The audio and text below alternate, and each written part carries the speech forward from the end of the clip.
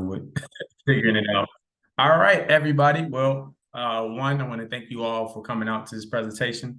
I know there's a million things you can be doing tonight, so I want to thank you all for taking the time out of your night just to come here and essentially learn about taxes and to essentially learn how you can basically utilize the tax code to live tax-free, right? So today, give you all a quick little introduction about who I am and a little bit more about taxes and how I look at it. And then from experience, some ways that you can essentially reduce your tax bill, not just before the end of this year, but just every year moving forward. So it's a few folks here that I haven't met before, so I always do a quick little introduction. So for those who don't know, my name is Wiggs.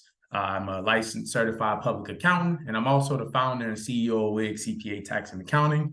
We launched our firm about a year ago on October 20th, so relatively new firm, but I've been having the blessing and the opportunity to serve people all over the country. And I really love just having the opportunity to educate others about taxes and just financial literacy in general. So as far as education background, I did graduate from the University of Illinois, Urbana-Champaign. So IOL, I see a few alumni here. When I was at the University of Illinois, I got my bachelor's degree in accountancy and also my master's degree in accountancy with a concentration in real estate. So that's my education background. Once I graduated, I went on to work as an auditor. So I worked as an auditor at Ernst & Young, which is like the third largest accounting firm in the world. And for me, being a young man coming from the South Side of Chicago, I thought I landed my dream job, right? I worked my entire life, got good grades, got involved, landed my fancy corporate job. And I was like, woo, I made it, right? But quickly into that career path, I kind of realized relatively quickly that that wasn't a path that I wanted to take. So during the pandemic, I started brainstorming just different routes that I can take to essentially fulfill my value and feel some type of purpose in life. So I was about to quit it all, right? I was about to do Teach for America, which is like a teaching program, basically would allow me to just work in underrepresented communities to just teach. Because at the end of the day, I wanted to essentially be placed in a position where I can give value back to my community. So I was going to risk it all and go teach. But then the pandemic happened. But then I discovered entrepreneurship. I discovered that there's other ways to teach others about money and finances outside of the traditional classroom setting, hence why we're here today. So I'm really passionate about teaching and giving back and just educating my community as much as possible. So like I said in the beginning, I really appreciate you all's time today. And I want to do my best to kind of break down some tax tips and also help you all shift your mindset a little bit when you think about money, taxes, and finances so you can build wealth too for your family. So before we get started, I always like to point this slide out. I do mention that my firm is relatively new. And what I always show this slide is because we're relatively new, but I got over close at this point 100 reviews on Google. And what that basically means is that I've worked with hundreds of people over the last year. And because of that, I have a lot of experience in the sense where I can tell you about some of my clients' experience. And also at the end of this presentation, tell you all about some of the biggest mistakes that I've seen over and over and over again throughout the year so you don't make those mistakes. So enough about me. Let's dive into the reason why everybody's here, right? So today, I'm going to give you all a high-level overview just about taxes in general, right? Most of the time when we think about taxes, it's viewed as like the big bad wolf, right? I got to pay taxes. Like I got to get money to the IRS, Uncle Sam, etc. But as a business owner, myself, and for some of you who are business owners too as well, just everyone in general, I want to change the way you view taxes, right? It's essentially a mindset change so you can learn how to utilize the tax code because at the end of the day, the tax code is your friend. So the purpose of today and the purpose of me doing webinars over the last few weeks is just to educate you all about the two different tax seasons. So a lot of people know about tax paying season, right? We know about when it's time to file your taxes. That's January, February, March, April. That's when you go to your tax preparer and you be like, hey, here's my tax forms, file my taxes. That's tax paying season, right? But what I'm here to educate you all about is that there's two different tax seasons. There's tax paying seasons. That's when you pay your taxes. And then there's tax planning season. Tax planning season is outside of April, right? That's today. That's when you actually get to strategically map out different proactive tax planning strategies throughout the year so you can reduce your tax bill. Because what happens is in February, a lot of people is going to come to me like, hey, how can I reduce my 2023 tax bill? And I'm like, it is 2024. That's almost impossible. So the whole purpose of these presentations is just to educate you all that, hey, there's tax paying season. But what we're talking about today is tax planning season. So I can basically get you all to shift your mindset so you can learn how to utilize the tax code to reduce your tax bill. So that's where we come from with the presentation. I always like to start to give a high level kind of view of what taxes are, right? So book definition, taxes are basically payments that we all make to the government to fund different governmental programs, right? You got Social Security, Medicare, different programs all over the world. Whether you support them or not, you pay taxes, that's where your money is going, right? And when I started studying the tax code, I did research and I realized that the average person, especially those of you who are accumulating a lot of money in your W-2 job or just want to become very wealthy over time, the average person is almost subject to nearly 40 to 50% of their income in taxes. Now, that may seem like a lot, but when I did the math, I looked at my pay stubs, my receipts, and when you look at it, right, you got to pay federal taxes, right? For some of us, that's like 22%. You got to pay state taxes in Illinois. That's another 5%. FICA taxes, another 15.3%. Property sales, the black tax. It's so many taxes that you have to pay that when I did the math, I realized that almost, if you look at it from this perspective, that means the first 4 to 6 months, every single year, you're technically working for free. Now, I don't know about y'all, but 4 to 6 months of technically working for free, that don't sit right with me. Never will, right? So when I realized that we pay so much in taxes that even if you're not at the 40% bracket, right, when everything is said and done, you're paying at least 30%. Somebody's getting their money for you. So when I did the math, and the reason why this topic is important to me, and which is why I want to educate you all about it, is because we don't learn about it in school, but taxes are our #1 expense outside buying a home, childcare, and getting married, right? Everybody wants to save money. Everybody wants to invest money. But I came to the conclusion that the easiest way to save money is to pay less in taxes. So that's why we're here today. So in order to win in taxes, right, you got to know the rules. That's the biggest thing, right? A lot of us lose in game of taxes because we don't know the rules. So I have a question for you all, if you can answer in the chat. But does anybody in this chat know how to play the game of lacrosse? Does anybody got lacrosse experience by any chance? Because if I can, let me see if I can type in the chat. I have never played lacrosse before. Anybody in here play lacrosse? I'm gonna assume, okay, there we go. Got one no. All right, 2, 3 no's. Okay, cool. Safe to say. Okay, everybody never played. Well, you played before, you probably don't know the rules. But what I'm getting at is nobody in here would approach the game of basketball or lacrosse without knowing the rules. So why do we continue to approach the game of money, tax, and finances without knowing the rules to the game? It's like we're setting ourselves up for failure, right? You see, the wealthy people in this country and around the world, they don't pay taxes because they understand the rules, right? Yes, the tax code is 70,000 plus pages, but they understand that it's 70,000 plus pages giving you different incentives to teach you how to legally avoid taxes. You see, as I mentioned in the beginning, taxes are funds that go to the government to fund different governmental programs. The wealthy folks realize that, hey, the government don't want to do it. So what they do is they give business owners tax incentives to do their job, right? You're going to develop a property, right? They're going to give you tax incentives as a real estate agent, right? If you're going to be somebody that's in, let's say, a new business and you're creating jobs for the economy, that's when the IRS is basically going to give you different tax incentives, right? But the wealthy folks, what I'm getting at is they understand that the tax code is a legal playbook to teach you how to legally avoid taxes, right? So we always get upset when we see the headlines all the time. Oh, wealthy folks not paying taxes. But what I'm here to tell you all, and this is going to change after today, is let's not hate them anymore, right? Don't hate the player and don't hate the game either. Let's just join a winning team and essentially learn how we can utilize the tax code so that we can also utilize some of the same tax benefits, right? So I'm going to let you all know rule #1 is got to learn the rules. But now I want to go into some of the biggest tax secrets, right? But before I go into some of the biggest tax secrets, just so I can get an idea of who's in the room. Could you put a W-2 if you have a W-2 job? Could you put a business owner if you got a business? Or if you got both? Can I just get an idea of like what you do for a living? I know it's a little bit of both. Okay, got a W-2, got both. Okay, got you.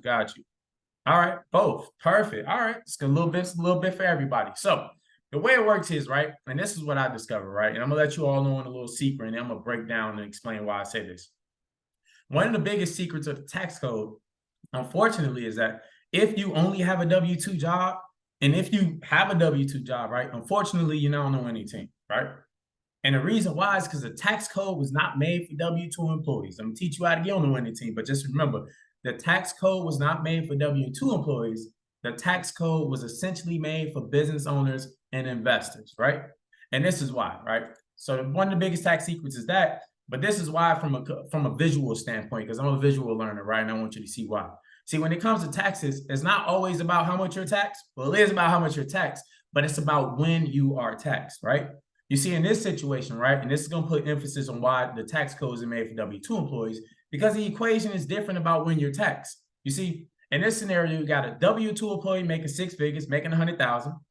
You got a business owners making 6 figures, making 100,000, right? And let's just assume a 25% tax rate. We all know if you're making 6 figures, you are not paying 25% of taxes. It is way more, but we're going to use 25% here, right? And as a W-2 employee, this is how it works, right? You make 6 figures, you're making $100,000, but when you're a W-2 employee, you make money. The IRS takes their money, right? You get no say in your tax bill. You see your check stub, your pay stub, and say, yeah, I was supposed to get $5,000, but your take home is way less because the IRS lets you make your money, they take their money, and then you get to spend what's left. So in this example, you made $100,000, but your tax bill $25,000, and you got to spend $75,000, right? But hear me out.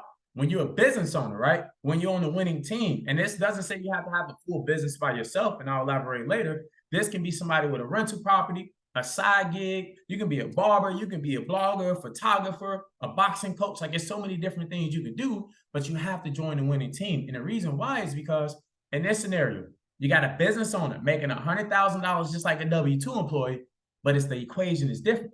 You see, as a business owner, you don't get taxed on the $100,000.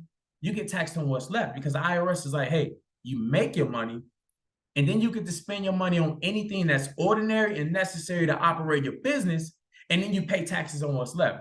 So as a business owner, you made $100,000, right? Same amount as a W-2 employee.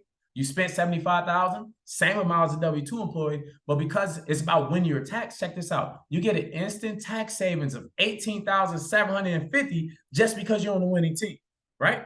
So this is the whole big thing when I say the tax code wasn't made for W-2 employees. It's just because you're taxed without saying your tax business, right? You get paid, IRS takes their money versus a business owner. If you do this the right way, there won't be any income left for you to pay taxes on, right? So this is what I mean. This is one of the biggest tax secrets. When I saw this, it was mind-blowing. So this is one of the first rules. When I say you got to learn taxes, rule number one, you got to learn the rules, right?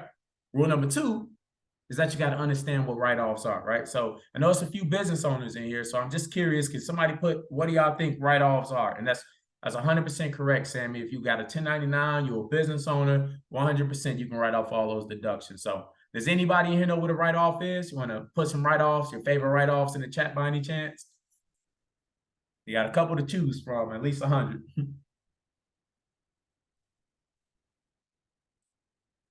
Got you. I'm just going to assume that everybody here knows what a write-off is or doesn't know what a write-off is, right? So the way it looks with type, yeah, things are necessary. Oh, that's perfect. Yeah, Sydney, that's a great answer. And that's actually what I'm about to hit at right now, right? It's funny, every time I ask that question, people just ask what are write-offs, and they like put meals or travel or something like that. But the definition is exactly what I wanted because, right, I mentioned there's 70,000 plus, was it 70,000 plus pages within the tax code, but there's one line, tax code section 162A. That's the most important section within there for everybody here. Because the IRS basically states that if an expense is anything, any expense for your business that is ordinary and necessary to operate your business, it's a write-off, right? If it's ordinary and necessary to operate your business, it's a write-off. And what that basically means is that if you have a write-off, then it reduces your taxable income. And if your taxable income goes down, your tax liability goes down. So if you made $100,000 as a business owner, you don't get taxed on the $100,000. You get taxed on what's left after you spend your money on anything that's ordinary and necessary to operate your business. So this is powerful because when I learned this, I had to ask myself, like, who gets to determine if an expense is ordinary and necessary? Is it the IRS? Is it your mom? Is it your cousin? No, it's you. You as the business owner get to determine if it's ordinary and necessary to operate your business. So as long as you have the paperwork and the support to say, hey, I'm a health insurance broker. I needed to take this trip to Miami to a network, or I needed to buy this course, etc. All of those become deductible. And you as the business owner get to prove that to the IRS by keeping receipts and keeping records for it. So that's the biggest thing there. Got to understand what write-offs are. And this next slide is just a list of some of my favorite tax deductions, right? You got the advertising, health insurance, postal fees, retirement plans, office equipment, supplies, bank charges, websites. Like anytime you invest in your business, I'd say take a screenshot of this if you haven't. Anytime you put money into your business, you essentially get a write-off to reduce your tax bill, right? So, like I said, today is a masterclass, so I want to be more interactive with you all. So I want to try something different in terms of like illustrating things out to you for the visual learners. So I'm going to share my screen really quickly and show you a way that I basically leverage the tax code, not just for myself, but for my clients all the time to essentially teach them how to reduce their tax bill, right? So for those who just joined, I also had a corporate job too. I started off at Ernst & Young a couple years ago, right? And when I heard about the tax code, I was like, how can I utilize a tax code in my position so I can essentially benefit from those same tax deductions that the wealthier folks kind of take advantage of, right? So this is not something that I think will work. This is something I know will work because I did it for myself, right? So for those of you with a W-2 and a business, or you just got a W-2, and I think it was Sydney, you say you want to start a business one day, this is the most important part of this whole presentation, right? So I'm gonna use me for an example. I'm gonna inflate some numbers because just to make the example sound better, but check this out. So, and my apologies in advance for my neat handwriting. So if you have a W-2 job, right? That's where I was at, right? Let's say you got a W-2 job and you make it 6 figures. Let's say you make $100,000, right?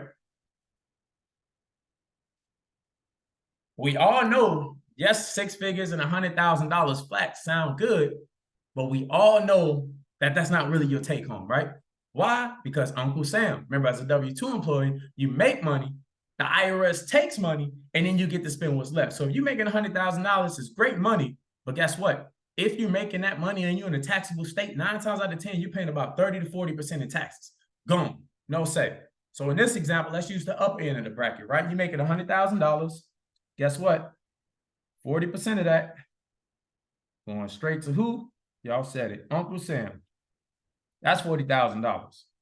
And I don't know about y'all, but $40,000 in my pocket sounds very good. But because you only have a W-2 job, that's your situation, right? And like I said, I was once in this situation, high paying W-2 job, high tax rate. And I was like, how can I utilize Code Section 162A to my advantage to reduce my tax bill? And that's when I said, I wanted to figure out how can I start a business on the side, right? So for me, it was taxes. I knew I wanted to get in taxes, but I also knew I didn't want to quit my job. So I was like, let me just do it on the side. This was about 2 years ago, right? And that's in my case. For you, this can be you. You can be a photographer, right? And now you want to start actually charging people and reporting those expenses. You could just think about all the stuff that people do to make money. There's people over here that watch dogs for people. You can babysit. You can have a cooking show. You can have a YouTube channel. Like, there's so many things you could do, but you have to do what I'm about to show you now so you can leverage the tax code. So for me, I just started a side business, right? I was like, okay, I'm making good money, but I want to make more money and also take advantage of the tax code. So for me, I started a little tax business on the side. I still had a job, and let's just say I made $5,000. Decent money, not a lot of money, but my purpose of this wasn't to make money. It was to utilize the tax code. So in this case, I have $5,000. But like I said, a lot of people don't realize that the moment you switch from being a W-2 employee to a business owner, a lot of your personal expenses, things that you're already paying for, now become deductible. So for me, I had a tax business. I had to speak with clients. It was during the pandemic. I had a phone. So guess what? I was paying about $100 a month for a phone. And now my phone now became tax deductible. Uh-oh, did that go out on y'all too? Sorry about that. So my phone now became tax deductible, right? And if I have a virtual business, like most of us do, or if you have to communicate, check emails, join Zoom calls, etc., if your phone is deductible, doesn't that mean your internet is deductible? So for me, I believe I was paying like $500 a month. Oh, I wish. I think I was paying about $50 a month for internet. It felt like $500 a month. So that was another $600 deduction just because I had a business and I was working from home, right? And what I'm getting at, right, and the list about to go on, is these expenses, a lot of us are already paying for, but see, follow where I'm going here, right? Now these things start to become deductible. And this is what was the epiphany for me, and something that I'm gonna ask you all just to get your opinion on, right? So when you start a business, a lot of times you go into a new industry, right? You can be a nurse wanting to learn about wholesaling, right? You can be a doctor wanting to open up let's say a Toro business, right? You want to be an accountant wanting to open up a construction business. And what I'm hitting at is a lot of times when we want to start a business, we have startup costs. And part of that startup cost is investing in our mental, right? Investing in ourselves, our education. So a lot of times we spend thousands of dollars in education just to get our business started. So for me, I think I spent almost $5,000, if not way more. But for the purpose of this example, I spent about $5,000. But my question to you all is our education expense like even deductible? Like me spending $5,000 or you spending $5,000 to take a class by one of your mentors, is that deductible? Anybody can put in the chat, do y'all think that's a deduction? Just curious. I see a yes. Okay. Smart group. Y'all sure? Because I'm still on the fence about that. Y'all, we're gonna stick with yes. Okay, 3 yeses. All right, so check this out. And y'all answers correct, but this is one of the moments where it hit me, and just want to put more emphasis on the fact that the tax code wasn't made for W-2 employees. And the reason why is that our education system, right? And I'm not going to go there, but our whole system in this country, around the world, is for us to go to schools, right? And pay hundreds and hundreds of thousands of dollars to get these college degrees, to get these high-paying jobs, right? I'm all for it. I got degrees. I support it. However, as a W-2 employee, you can drop $250,000 to go to Harvard, go to University of Illinois for 5 years, right? And you don't get a single penny of deduction in your tax return. You can't write off a single penny, right? Because you're a W-2 employee, you go to school, you can't write it off. The only thing you can write off is interest, and that's like $2,500. And honestly, I don't know a single person who's been paying interest over the last couple of months, right? If you have, cheers to you. But what I'm getting at is, as a W-2 employee, you can't write off education expenses. But the moment you join the winning team, the moment you have a business, right? You can pay a mentor. You can pay for these mastermind courses. You can pay for a course, like different programs that cost thousands and thousands of dollars. And now you can get a deduction on your tax return. I know people out here paying $25,000 plus to learn from like Brent Cardone or somebody about real estate. And you can get 100% deduction as a business owner. So for me, I got an instant $5,000 tax deduction just because I was trying to learn. Couldn't write that off from W-2 employee, but because I was on a winning team, because I had a side business, now that became deductible. And I'm not done, but I want y'all to peep that my expenses are already higher than my income, but I'm just getting started.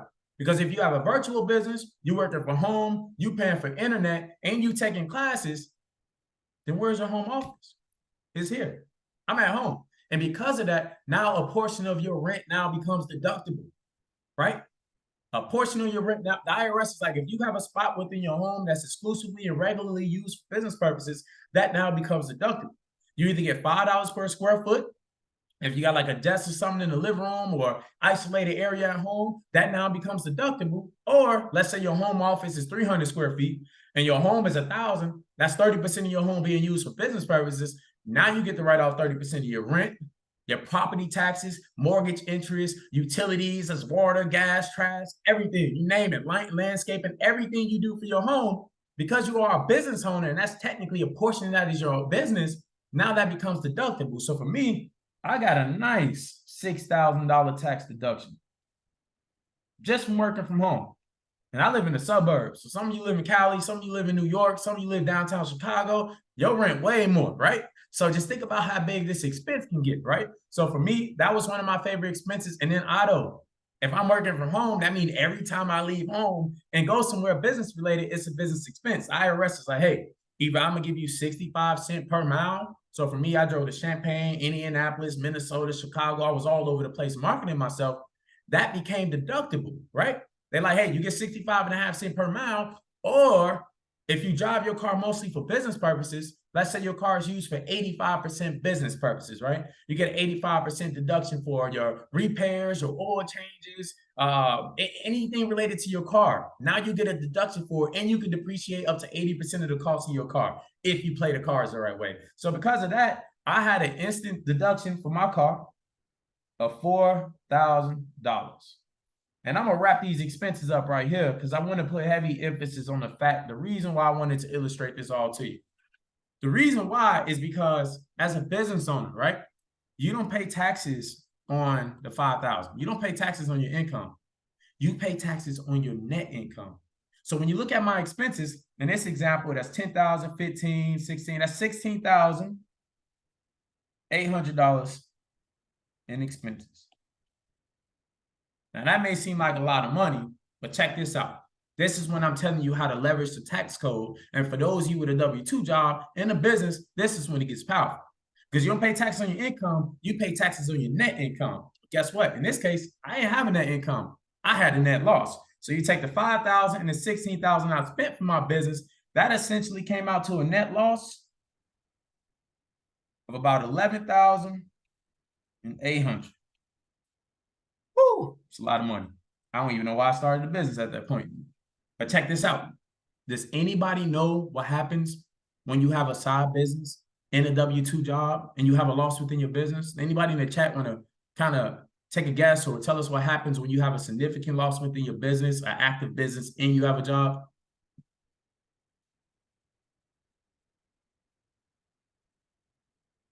Let's see. Okay. Well, I'll tell you then, right? I don't want you guessing too much. So the IRS has a line within that tax code that basically states, right, that if you have an active business and you have a W-2 job, any losses from your business can essentially be used to offset your W-2 wages, right? And this is when it gets powerful. Because check this out. And I think somebody just put something here. Deduct tax. Exactly. That's exactly what happens. So check this out. I mentioned the tax code wasn't made for W-2 employees. That's fine. But I'm going to teach you all how to get on the winning team right now. Because as a W-2 employee, remember, you made $100,000. Uncle Sam took his money and you got to spend what's left. But because of that, you already paid $40,000 in taxes. You already paid $40,000. But when I file your tax return, when your tax preparer file your tax return, this is what happens. We like, you made $100,000, but because you have a loss within your business, right? That 11,800, technically, you were supposed to only pay taxes on, what is that? 88,200. That's what you really were supposed to only pay taxes on.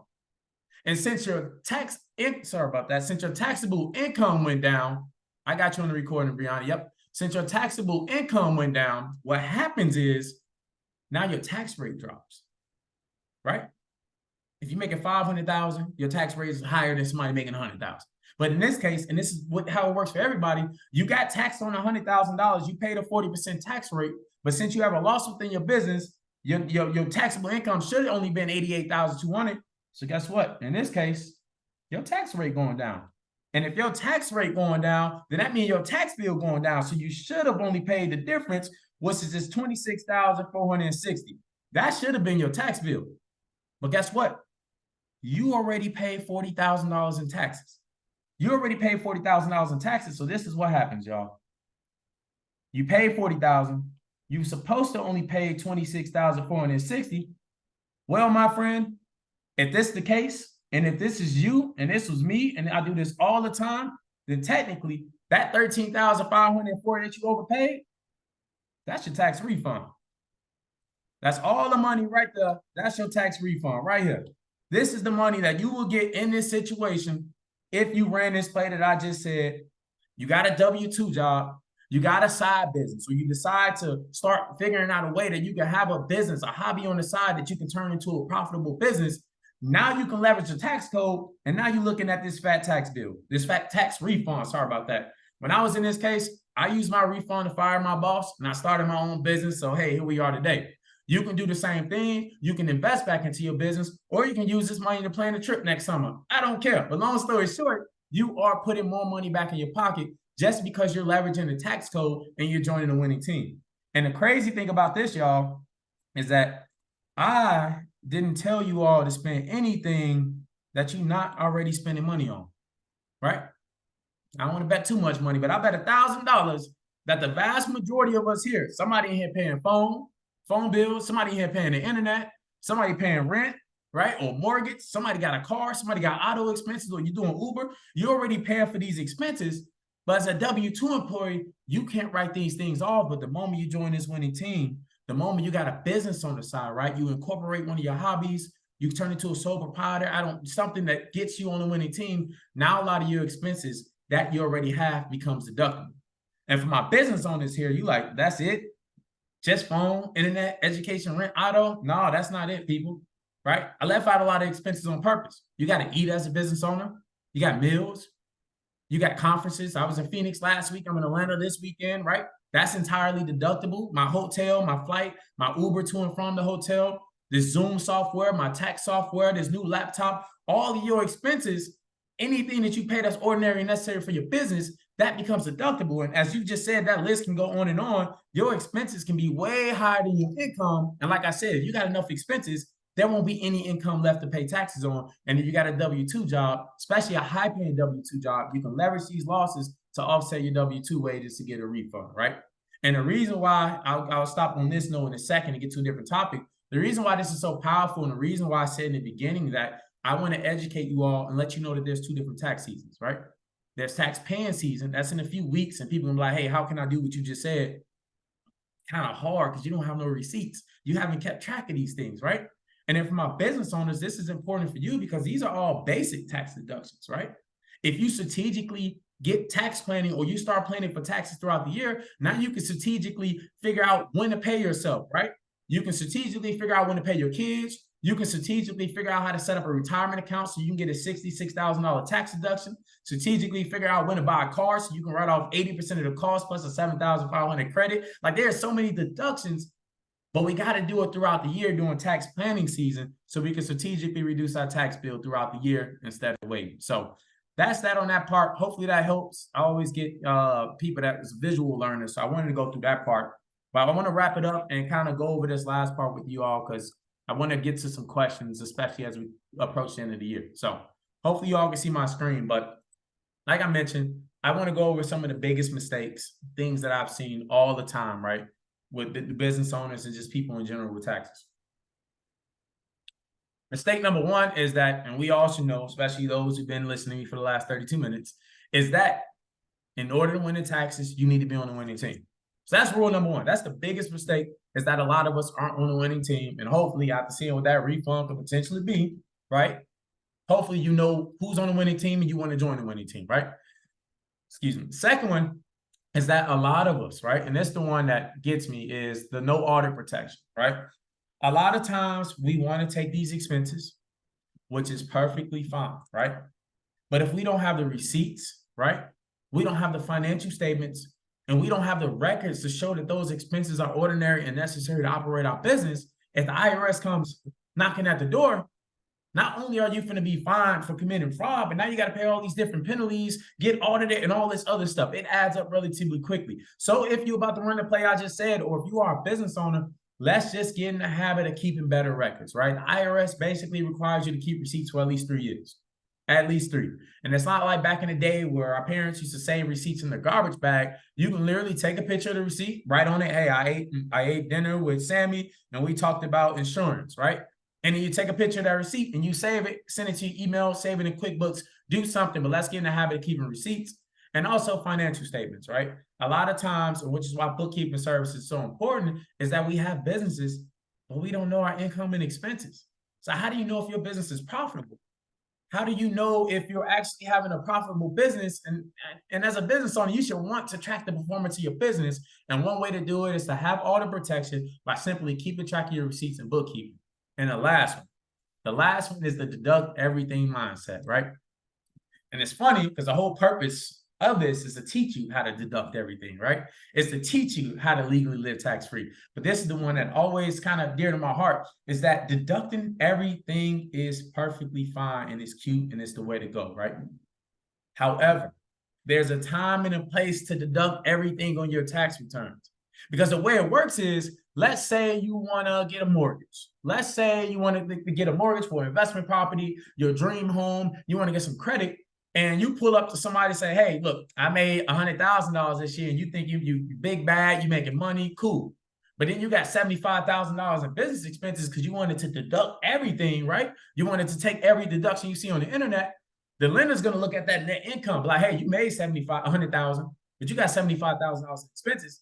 So you only got $25,000 left. How are you going to pay me for your mortgage, right? So we need to keep in mind that there's a time and a place to deduct everything. You can take these deductions, especially if you're doing it the right way. You got the receipts, you got the paper trail, but just know that part of strategically planning for taxes is the understanding that your tax returns is the #1 document that most lenders are going to look at to see your income, to see if you qualify for a mortgage. So just keep that in mind. If you know you want to buy a home soon, don't take all these deductions, right? Make sure you report your income, but don't take all these deductions, because sometimes you got to pay to play and you got to show some income. So that's that. Deducting everything is fine, but please keep in mind that you can't do it at all times, right? I don't even take every deduction because I want to buy property. So I just want to put that there, because I did just tell you deductions are cute and fine. That's the goal. But this is the brazen importance about proactively planning for taxes throughout the year, sitting down or having a qualified tax professional in your corner like me and just simply asking the question, hey, is it smart? Should I do that? Like, that's going to be super beneficial for you all. So those are my big things. Got to get on the winning team, have records for audit protection, and deducting everything is perfectly fine. Just know that it's a time and place for it. So I'm gonna open the floor for Q&A, but I wanted to take this moment to thank you all for your time. Hopefully you took some value from this presentation. I want you all to please stay connected. You can find me at wigscpa.com. That's my website. I'll shoot you all email with my contact information, and also follow on IG if you can. I just made an account. I try to post 2 to 3 educational videos a week, and I'm open at all times for questions. So anytime you all have questions, please feel free to reach out. We do taxes during tax time. We mostly focus on business returns. We have some slots for individuals, but we would love to help you and essentially teach you how to reduce your tax bill. And then for the business owners, what we do outside of tax season, we do bookkeeping, payroll, tax planning, tax prep. We do the tax planning for you so that you don't have to stress about the financial part of your business, and you can just focus on scaling and growing your business. So if you're looking for a CPA, know somebody who needs help, feel free to reach out. But thank you all for your time. I'm gonna open the floor for Q&A and really appreciate, any questions that get asked. Thank you. So, yeah. Any questions, you could just come off mute and I'm all ears. Hi, Darian. This is Carrie. Thank you so much for this is fantastic information, and it's really timely for me. About ready to send my oldest to college and trying to reduce our AGI so we can qualify for more financial aid. Yeah. But this, it all goes together also to reduce just our tax. Exactly. Question on startup costs. Are those thinking like filing fees, business establishing an LLC or whatever the case might be, are those deductible on only one return? Meaning it's December, would I be better off if I'm going to have some startup costs that cross over years to wait until January so I can deduct those all together, or will I be hurting myself if I start now and can only deduct a portion and that's it? I guess. Yeah, I got you. Yeah, that will make sense. First question to you is do you have a new business, or you said startup costs? I'm assuming it's new. Yeah. So I'm currently a W-2 only, looking initially as part of the trying to understand the whole college financial aid aspect. Gotcha. Wanting to start a small business, like side hustle type thing. Okay, got you. So you'll go, to answer your question of where it works with startup costs, and that's a great question, right? Because the higher your AGI is, the less funding your kids may get. So this utilizing deductions legally, having the receipts is the best route for you to go, right? To get the better package. The way it works with startup costs is, right? One, if you're a new business and you haven't generated a single dollar, the IRS basically allows you to take up to $5,000 in expenses to offset your W-2 wages, right? So let's say you got a business, you got $5,000 in expenses for education and training, you went to a conference, you pay a CPA for advice, you got legal fees, all that LLC setup costs. You can deduct up to $5,000 of that in the first year of your business before you generate a dollar. Any expenses over the $5,000 mark will be depreciated, meaning spread it out over the next 15 years. So in your case, I would say I would take those deductions as long as you do what I said to have the receipts and you could justify that as ordinary and necessary to operate your business. There's nothing wrong with taking those startup costs. And then next year, I'm pretty sure you're going to have a lot more expenses to offset your income, because you got to, keep offsetting your income so you can get that same financial aid package. But hopefully that answers. You can write off startup costs without having to actually generate money. Okay. Just a follow-up question on that. So can I deduct, quote unquote startup costs in my 23 return, as well as next year if I have costs that cross over years. Yeah, so Is there like yeah, so typically the way it works is, right, and we can kind of dive in some deeper strategies later, but you get an expense in the year that you spend the money for an active business, right? If this is a rental property, it'd be a different story. But if it's like you got an active business, you paying costs, you technically can only take the expense in the year that you purchase it. Now, if it's like a huge expense, say you spend $10,000 on something like a piece of equipment or something like that, by all means, we can spread that expense out over the next 5 years. But you get the expense in the year that you actually spend the money for most assets and most things within your business. So, yeah, I would say for you, one strategy I always say, well, it's kind of the opposite, right? But I always say you can pick, if you want the expense on this tax return for 2023, buy the item today. If you want the expense on your next year's tax return, just wait until January 1st and buy it then, right? So you kind of got to weigh your pros and cons there. Okay, thank you so much. Yep, no problem, no problem. Any more questions? Let's see if I missed anything in the chat. Gotcha. And yep. Hey there, Aaron. I'm considering getting a business vehicle to kind of help deduct and offset some costs. It's also necessary for the business. I was just wondering, any tips, things to look out for going into that? Yeah. Yep. So is this business vehicle going to be like personal and business, or it's like a vehicle that's strictly for the business? We were thinking strictly business, at least 90% of the time. Okay. Got you. I think the biggest thing for you is so you get a deduction when you purchase the vehicle. Last question, is it over 6,000 pounds or less than 6,000? Yeah, it'll be a big pickup truck. Okay. Move equipment. Cool. So where it works with pickup trucks and vehicles in general, right? One, you can get the mileage method, 65.5 cents per mile.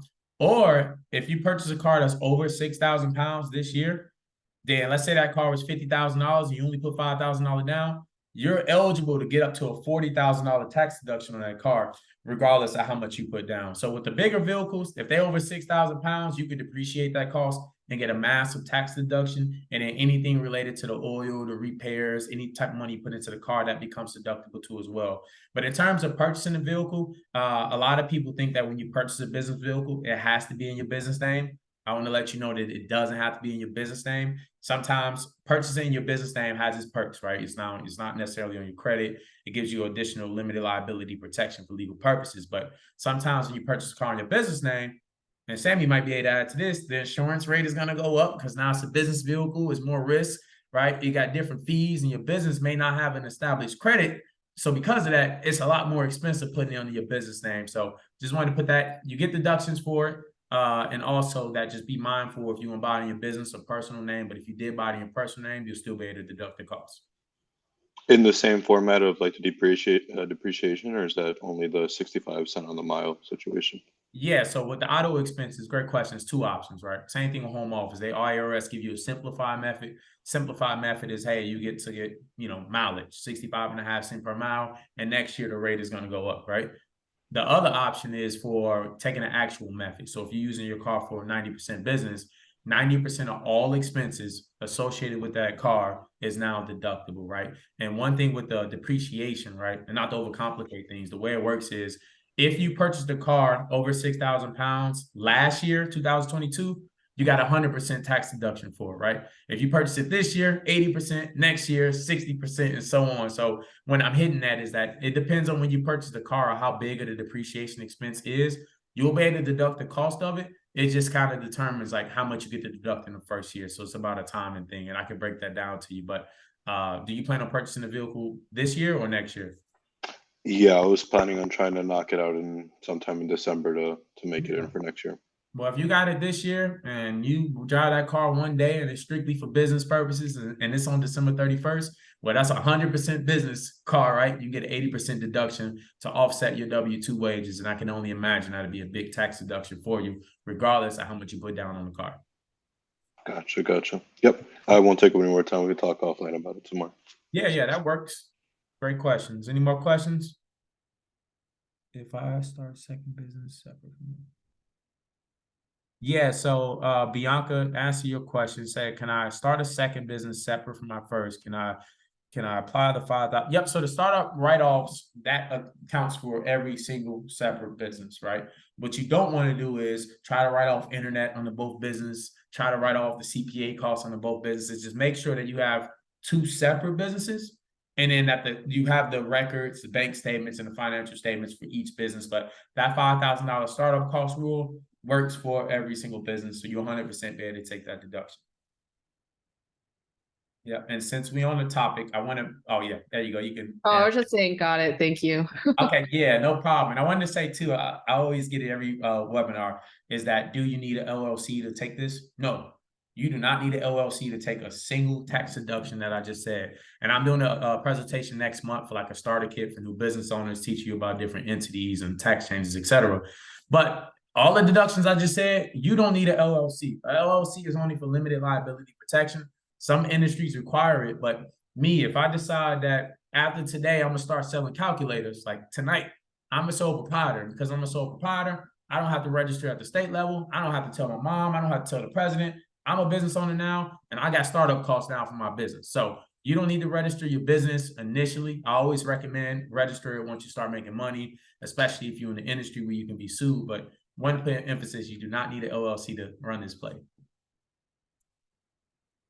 Yeah, any questions on any of that? All right, and one last thing, and like I said, I'm doing a presentation next month, but for those of you with an LLC, there's this thing called the Corporate Transparency Act. Has anybody heard of that here? Perfect. You know, okay, cool. So, all right, cool. This is great teaching opportunity then. Starting January 1st, and I'm not one of those people who want to click the panic button and get everybody freaked out about certain things. But for the last 3 years, FINSA, which is a sister to the IRS, has been working on this program that's going to be basically released on January 1st. And the reason why is, starting January 1st, you're going to see stuff all over social media soon, is that if you have an LLC, you need to fill out an additional beneficiary owner officer form. And that's basically, if you have an LLC, yeah, you fill out your annual report, but there's going to be an additional form through FinCEN that you have to fill out. Be like, hey, my name is Darion Wiggs. This is my social security number. And you have to submit a photocopy of your address, your ID, so they can verify your identity. Why?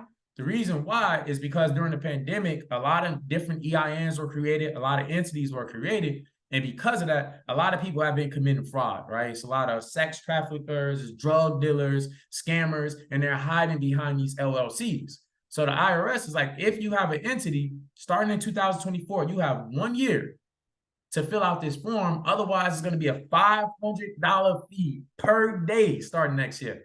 $500 per day if you don't fill out this form, and then you can go to prison. I don't think that's going to be a problem for anybody in here. If you got questions, let me know. The form will be released on January 1st for the first time. It's literally just verifying who you are. So if you see it on social media, get an email, don't panic. It's literally just you verifying who you are, just because a lot of people have been hiding behind entities. So I wanted to let you all know about it.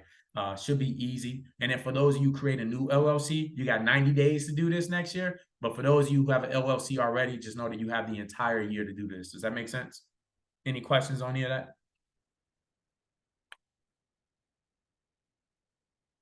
Okay, I'm gonna hope that made sense to everybody, but you'll see it. I'll make videos and kind of send out a post. But other than that, y'all should be good. Tax season is coming up, so if you have a business, do yourself a favor. And if you need a template, reach out to me. But start gathering your income and expenses right now. Yep, I'm gonna add this recording and YouTube and everything. So start gathering your expenses and income right now. It's gonna make your life a lot easier. You got to get it ready in the next 6 to 8 weeks anyway. So let's get ahead of time. Let's do it. And this is the best time to reach out to me if you have questions or want to just hop on a call. But thank you. If nobody has any more questions, I really appreciate your time. And I hope you have a safe holiday season. Thank you again.